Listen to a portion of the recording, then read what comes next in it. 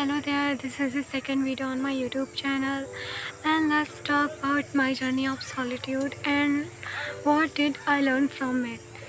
I feel like solitude isn't something that you always choose by yourself, but it's something that chooses you on its own instead.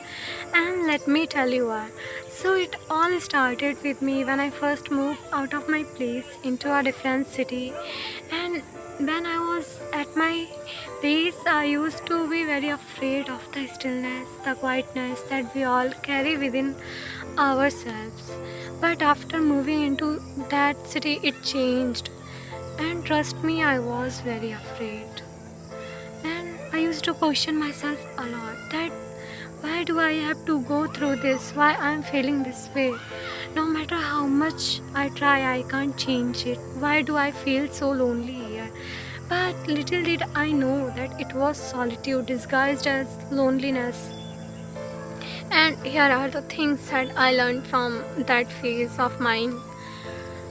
So, first things first, solitude is something that helps to quiet the chaos that you carry within yourself. And let me give you an example.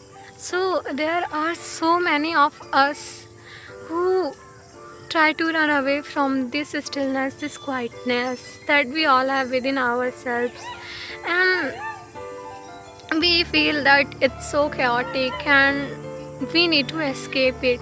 But when you encounter solitude, when you get into solitude, you start to observe all the details. You try to observe everything that you have been running from, and that's how it helps to quiet the chaos that you carry within yourself. And when you are on the journey of solitude, you stop chasing for the outer validation that you get from the other people. More than that, the validation that you need is yours. You don't need the validation of others. That's the one thing that you realize in the journey of solitude. And when you live in solitude, you start to understand yourself more better, and only then you realize what you really need in your life. How do you actually feel?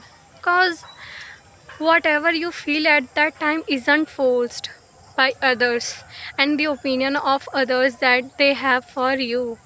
Everything that you feel at that time comes from within you, and that's how solitude shapes your imagination. That's how it shapes your emotional tendencies to a great level, and it also helps to unlock the potential that you have within yourself. And one thing that solitude does is that it creates the harmony between your body, mind and soul. And let me tell you how does it happens. So in the beginning, when it starts to happen, you start to question yourself, you start to question your surroundings and the situation you are in. But as the time passes, you eventually start to accept yourself and then start to work on yourself. You get a better understanding of your needs, of your situations, and what do you really want in your life.